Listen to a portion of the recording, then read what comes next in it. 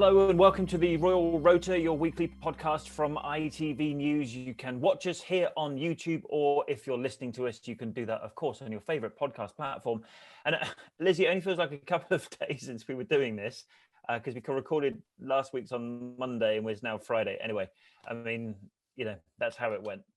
And I was just about to say that. I was writing my list this morning and I was thinking, oh, there's actually not much to say because we only recorded, on Monday, and it's Friday today, so it'll be a slightly shorter one. There's not much to say because they won't be listening for much longer. So there's lots to say, just a bit shorter than usual. Exactly. Yeah, right. Good. So we hope you're well. Thank you very much for your continued allegiance to this podcast. We know you have a choice of royal podcasts, and there are plenty of them out there. So we appreciate you joining us on this one, even if they came like London buses. You wait ages for one of us to turn up, and then we come twice, whatever. Right.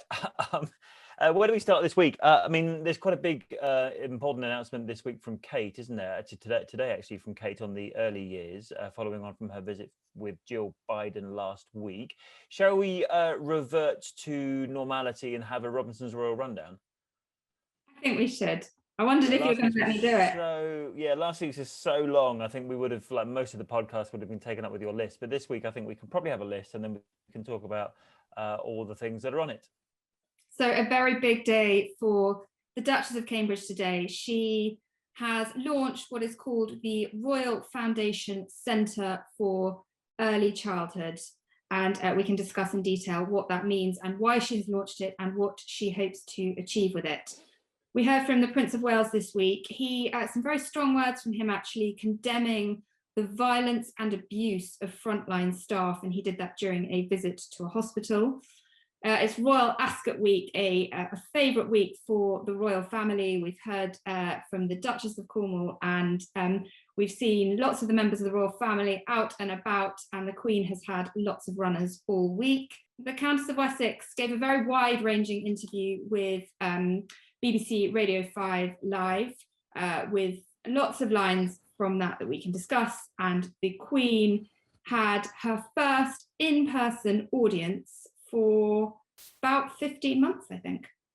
Yes, actually, we've got used to audiences on Zoom, and I must admit, when I got the email to say the Queen has had an audience with, and I clicked on it, I wasn't expecting to see her in person, but there she was with Scott Morrison. I suppose you could say her Prime Minister of Australia, because she's obviously the head of state in Australia. She has her Governor General there, of course, but it's her Prime Minister who runs her government in Australia. He was obviously over for the G7 summit. Whilst Australia is not a member of the G7, it was there as a sort of guest nation. And he was obviously making the most of his time in the UK to come and see his Queen, his head of state. His head of state in person. And I think over the last few weeks, these really big events that she's done, sort of on a world stage with world leaders, she's looked really delighted to be back doing those things face to face. I think she's looked really happy and engaged, and we've heard some quite funny lines from her, like she's really enjoying herself. And there was another one when she met Scott Morrison. The Prime Minister of Australia, Your Majesty. It's very nice to see you in person this time. Yes, Your Majesty. It's wonderful to see you. Come over here, and then they want to take a photograph. That'd be lovely. So you were down there, but I didn't see you in Cornwall. No, that was just the G7 members. We had You were just a sort of we were an extension partner, as they call them. But you were quite the hit. Everyone was talking about you at dinner the next night. Oh Lord, were they ready? They were thrilled to see you. So the Queen on good form, and obviously that was just a couple of days after she came back from the G7, and then last weekend she hosted Joe and Jill Biden at Windsor. There was the mini trooping of the colour. I'm sure the Queen actually wanted just to lay down in a dark room for a few days, I would have thought, after all that, at age 95. I think we said earlier this week, didn't we, astonishing that age 95, that she's doing quite as much as she is. But no, I think she's really enjoying herself and really enjoying being back out and about. And we know that they've all found it difficult not doing the face-to-face engagements, and it must have been particularly strange for the Queen. I mean, she's been doing this her whole life, and to sort of not be out and about seeing people and world leaders over the last year must have been particularly strange and difficult for her. Yeah, well, I mean, you and I both know that we prefer to do these things in person, not just the royal events, but even this podcast is much better done in person than here on Zoom. But needs must, and the pandemic rumbles on. But hopefully, I mean, I was listening to the radio last night. There's quite a lot of unlocking going on in different parts of Europe, in America as well. Different governments pulling different levers, but all going, hopefully, we hope, in the right direction. So yes, good to see the Queen a lot in the last week or so. And her son, I mean, you mentioned, Lizzie, about getting out and about. Here are some pictures of Prince Charles out and about this week. He was in a hospital. And actually, as you said at the very top, some unusually strong words from him. It's actually quite odd for them to stop sometimes and talk to the cameras, which he did on this occasion because he wanted to express his shock and horror, I suppose, that the number of incidents of violence against frontline emergency workers, paramedics, etc., has gone up in recent years. Yeah, he said this during a visit to Chelsea and Westminster Hospital earlier this week. And as you say, the figures have gone up. NHS in England reported that 3,569 ambulance staff reported being assaulted in 2020 to 2021, which is a 32% rise from 5 years previously. So, almost, well, up a third on previous years, which is quite a big leap. Yeah, absolutely. I mean, and when I put the story up, I noticed on our website, if you go on to itv.com/news, there's a story there about what Prince Charles said, within which is a bit of video embedded from one of our colleagues about violence against medical staff and, paramedics being attacked in an ambulance whilst treating someone is absolutely staggering. And this is why, as you'll hear from Prince Charles's words, why he is shocked and appalled by those statistics. But you can't believe it, can you? I mean, but I think what it's been like for so long, how people have been lucky enough to have wonderful paramedics and ambulance staff, coming to their rescue. But now we should find a situation of rising violence and attacks and verbal abuse and racial abuse and everything else. It's, to me, unreal. To me, it's unreal. It's unacceptable. You can't believe it, can you? I'm kind of with Prince Charles on that one. I just can't understand why people would even contemplate doing that. So he was speaking, I think on Thursday, but Ascot this week was noticeable for the Queen's absence, of course. Charles and Camilla were there, but I saw Prince Edward was there as well, wasn't he? Who else has been there for the Royals this week?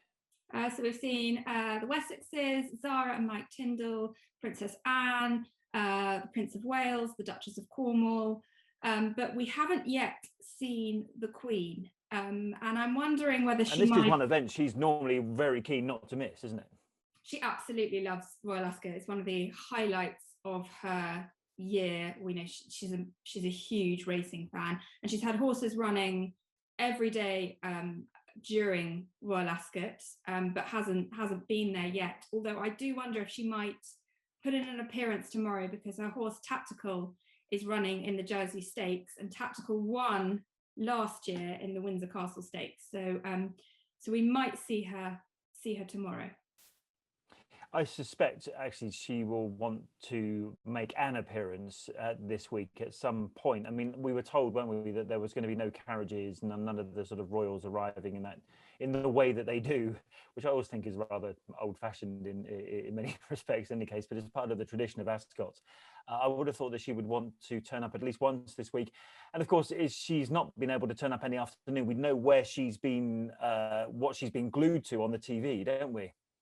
Absolutely, she will definitely have been watching with a keen interest, particularly those races where her horses have been running. I always enjoy Ascot Week because it's a good excuse to watch the racing, because it's royals plus horses, so I can do both. It's kind of work, yes. You can watch ITV racing, and she can hang around for the news if she wants afterwards, entirely up to her. Exactly. But, or she probably watches the chase and tipping point in between. So we heard from the Duchess of Cornwall this week. She's done an interview with Ollie Bell from ITV Racing, and they've been running clips each day during the coverage. And there was one of those clips where the Duchess focused on the Queen's passion for racing, how, it's her passion in life, how much she loves it, and how she has an encyclopaedic knowledge. for those that have been fortunate enough to meet Her Majesty and talk to her about racing, it genuinely is breathtaking how much she knows. It is phenomenal, isn't it? Every horse, every grand dam, grand sire, she knows Everything, it all. I know. Well, I think this is her passion in life, and she loves it, and you can tell how much she loves it. And she can tell you every horse she's bred and owned, you know, from the very beginning. I mean, she doesn't forget anything. I can hardly remember what I, you know, bred a year ago, but it's so she's encyclopedic about her knowledge. And Royal Ascot for her is the week, isn't it? It's just absolute I think, heaven. you know, I think it is. It's sort of everybody who loves racing. It is the most special week, isn't it? And of course, if you want to watch that interview with Camilla, along with, and I'm just looking at it now, pictures of her with Scott Morrison, with Joe Biden, with Charles and Camilla at Ascot, and of course, a video of the Duchess of Cambridge talking about the early years, and we will talk about that imminently. You know, we can go to our Instagram account, ITV News Royals on Instagram, and myself and Lizzie like to update our Twitter. I am at ChrisShipITV, and you are at Lizzie ITV. Excellent. So should we talk about Kate? A big moment for Kate today. So to give you the background, last week she was with the First Lady of the United States, Jill Biden. They were at that school close to the G7 summit in Cornwall, where both of them were talking about the early years. As we told you in the podcast last week, that the head teacher there referred to both of them, both Kate and Jill, as passionate educators. Kate's taken it all one step further this week. They had the opinion article, didn't they, with CNN last weekend, and then today the launch of the Centre for now I always get this wrong actually, Centre for Early Years or Centre for Early Childhood? Centre for Early Childhood, run by the Royal Foundation, which is William and Kate's charitable organisation. Of course, Harry and Meghan need to be part of before they set up Archewell. And that is what Kensington Palace are calling a significant moment for the Duchess.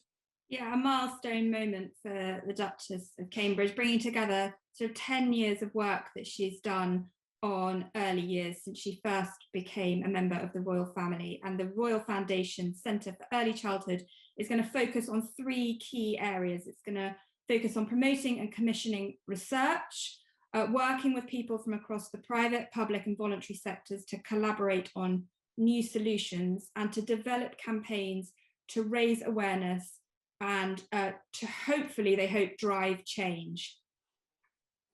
And a couple of bits of video to play you that accompanied this launch. Firstly was one that, well, I say Kate filmed herself. I know she didn't look like she was holding her phone in a selfie, but it's one that was released to us by Kensington Palace, which was Kate talking about how her interest in the early years, the first 5 years of a child's life, actually started with adults because of the problems of addiction, of violence, of homelessness, of poor mental health. All she says have been, you can trace back to the early years of a child's development, that's 0 to 5.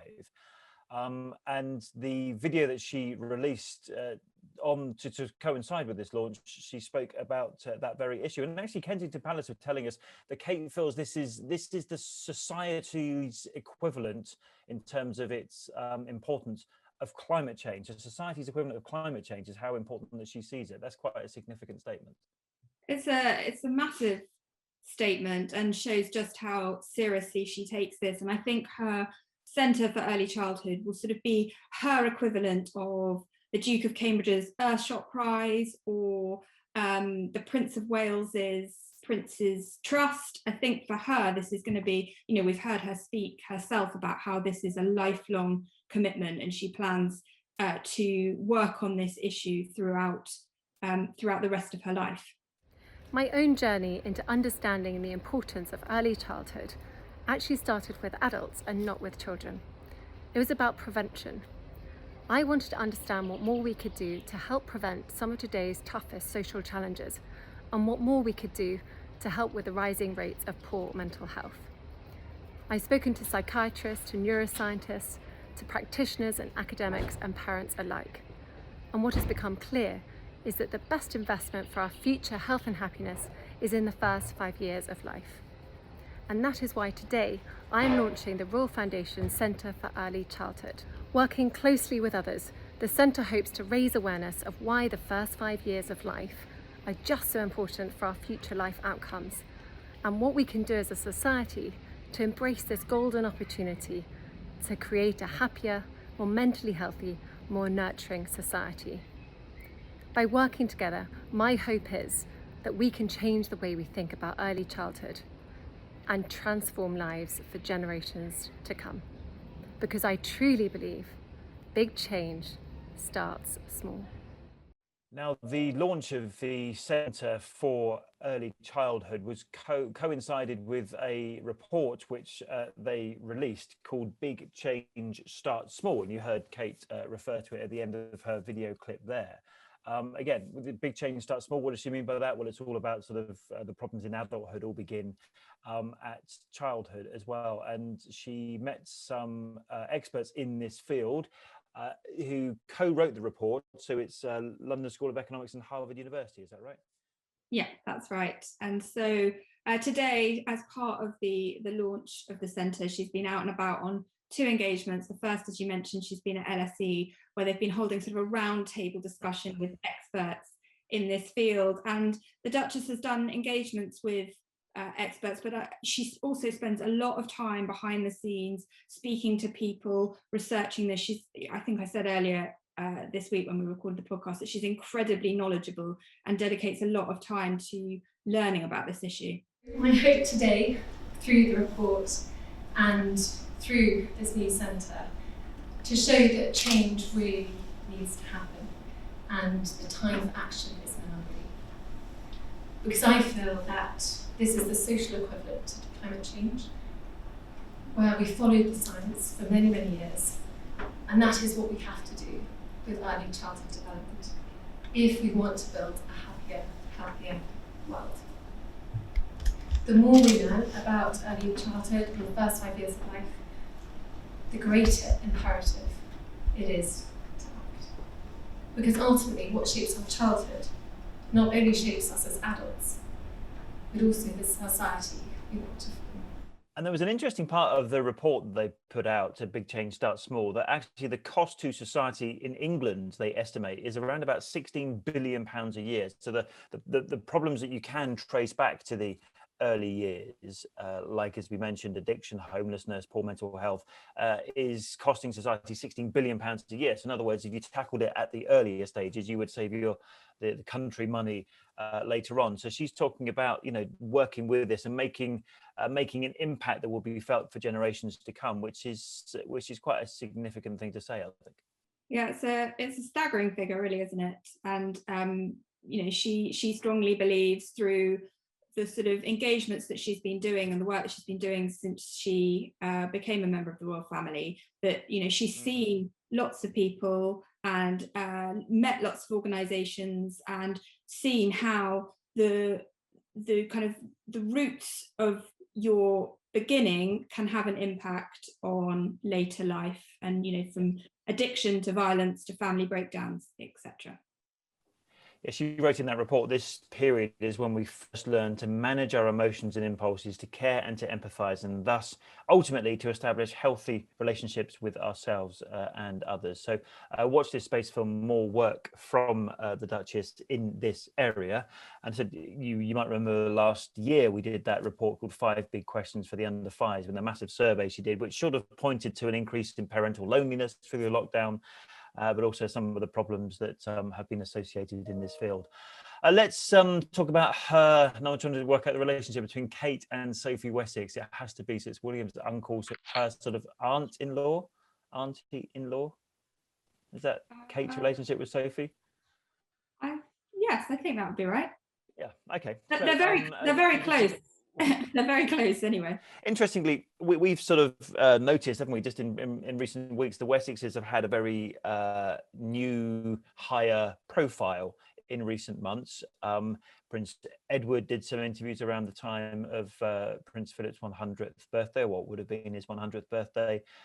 They've also been speaking to the Telegraph, I think, the weekend before. And this week, Sophie Wessex has done an interview on the radio. Yeah, and they've both said themselves how the work that they're doing hasn't changed, the amount of work that they're doing hasn't changed, but perhaps the spotlight is being shone on them a little bit more. And that purely comes down to numbers. When you're covering the royal family, there is only so much space within coverage. And, recently we've lost several members of the royal family too, for example. Yeah, exactly. And therefore that's given them a little bit more space to highlight their work and to get a bit more coverage, which is great because they are covering some really important issues, like what the Countess of Wessex was speaking about in her interview with Nagaman Chetty from BBC Radio 5 Live. And she has done a lot of work raising awareness and supporting survivors of people that have been abused as weapons of war, particularly sexual violence. The first time I met with a survivor, I didn't realise that she was one, and I was not expecting her to tell me what she did. And I must admit I was completely and utterly floored. And this lady was, I'm guessing, probably in her 70s. But the country I was in has had conflict going back for generations. And so I wasn't sure whether or not she was going to talk to me. But all of a sudden she got up slowly and wanted to speak to me. And she opened her mouth and she started to tell me exactly what had happened. And I don't want to shock your listeners at all, but it was really upsetting, truly upsetting. But I feel in a way it was really important for me to hear the actual reality, because as much as the information that I have is written down on pieces of paper with statistics and individual statistics, but more broader statistics as well, it's very dry in its nature. When you hear somebody's story of gang rape and literally physically what has happened to them, it absolutely brings you to your knees. And I had tears falling off my face as she was talking to me. I was completely silent, but I was just in floods of tears. And you also spoke about some personal things about how she got through lockdown. Do you remember we went to a visit she did to a pub, didn't we, when the world was reopening, or we thought it was reopening last year, when she was talking about the difficulties of getting her kids through. I think her eldest, Lady Louise, was doing her GCSEs last year, if I'm right in thinking. And just that she's sort of expanded a little more about sort of family life and life through lockdown, and also significantly the passing recently of Prince Philip, who she was very close to. Yeah, it was a wide-ranging interview, but she did speak about the Duke of Edinburgh and the giant-sized hole that his passing had left in their lives, and she actually got quite emotional when she was talking about him. And she said, how these sort of moments suddenly catch up with you, where it's to sort of take you off guard, where you actually become quite emotional suddenly, and that happened during the interview. And obviously, it's still very raw. It only happened in April, so it was only a few months ago, and they're obviously still coming to terms with that. I think the whole grieving process is probably likely for us to take a lot longer. It may be the same for many other families out there, because if you're not living with somebody 24/7, the immediate loss isn't necessarily felt in the same way as if somebody was in the house with you all the time. So if they were normally at a slight distance or living down the road, or just, whether it be 15 minutes or 1,500 miles, it's only when you would do the normal things that you would have done with them and you suddenly realise that they are not there, that you really start to have a, oh my goodness moment. And you, of course, Lizzie, I remember you speaking to Sophie Wessex at that church service on the Sunday, literally 2 days after Prince Philip had died. And Sophie Wessex even then was talking about how he had, very quietly been sort of taken by the hand and gently taken away. So yeah, she's been very closely involved in all the family emotions, I think, since his passing. Yeah, she has, and still very emotional about it. And she was talking about, the photograph that was released on the the Queen released on the eve of the funeral of her and the Duke of Edinburgh in Scotland, and that photograph was taken by the Countess of Wessex, and she was saying how they were lucky enough to go up to Balmoral during half term, and they were back at that spot, and that was again one of those moments that was as she described it, an oh my god moment. We were lucky enough to go to Scotland for half term, and I don't know if you remember the photograph that I took. You took of the Queen and the Duke. It was I was pregnant with Louise at the time. And we went up there during half term. You okay? Mm. And just to be there in that place was an oh my God moment. So I think they'll come and go. But you have to let them come and let them go. But just talking to you now, it's a bit of an oh my goodness moment, which you don't necessarily expect, and you don't expect them to come. I had the same when I lost my mother. You know, I'd be fine, absolutely fine, and then something happened, or you'd hear a piece of music, or you'd do something, and suddenly you would, get taken off at the knees. So there'll be lots of moments like that, but it's good to remember. I was just looking through my WhatsApp messages, actually, because I was trying to find the picture of when you made headline news this week. So this presumably is on the Daily Mail, where it says Meghan Markle will not fly to London for the unveiling of Princess Diana's statue, source tells ITV royal producer. This is in the headline on the Mail. What I found out about this story is the Mail had, like, an hour before, ran a story to say Meghan is coming. We checked in with Meghan's office and were told no, she definitely isn't. And then they make a story out of the fact that Meghan's not coming. So they got two stories within the space of an hour that were like totally different. Amazing. But we were told never wrong for long, I believe is the expression.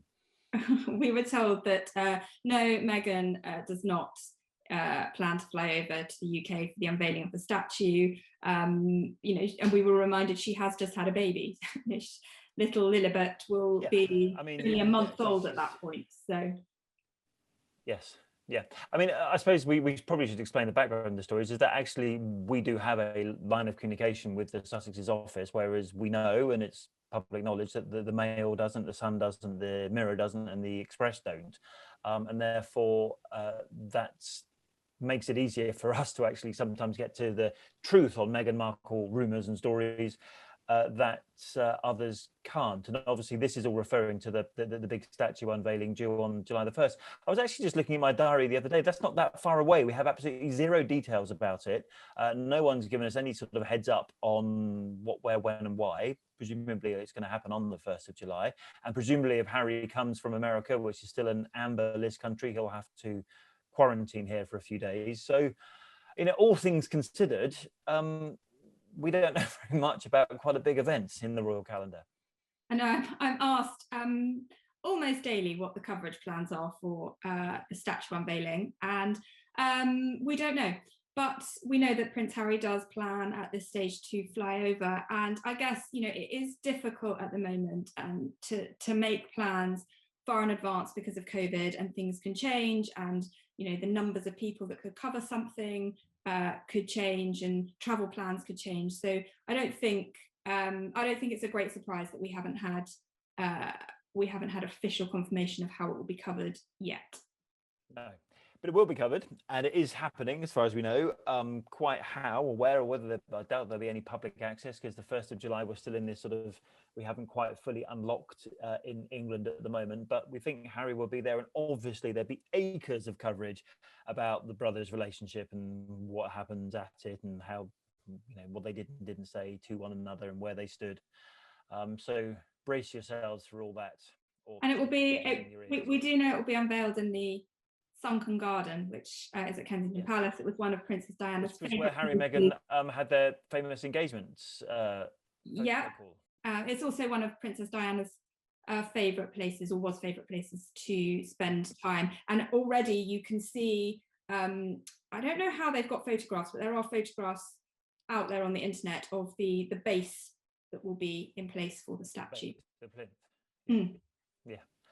Okay, so we'll obviously bring you any news we have on that when we have it, and if it doesn't happen, or if it happens sooner than the next podcast, you know where to find the news, which is on our I don't think it will. Twitter or on itv.com/news. But that's only a couple of weeks away, but we hope to have something to share with you on that very soon. Thank you for watching. It's been a pleasure having you with us again in such short order, and we appreciate your views, your clicks, your listens, however you access this podcast. We'll see you on the next one.